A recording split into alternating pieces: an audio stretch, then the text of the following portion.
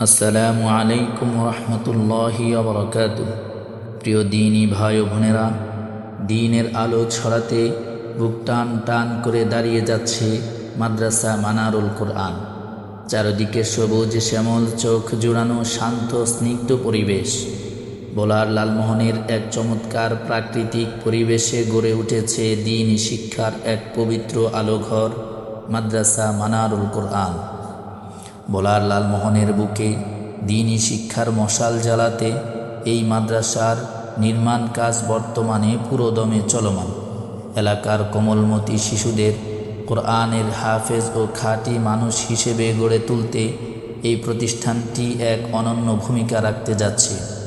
আপনারা দেখতেই পাচ্ছেন, চারিদিকে চমৎকার আবহাওয়া আর সুন্দর ব্যবস্থাপনার মাঝে দিনরাত এক করে চলছে এই পবিত্র ঘরের কাজ।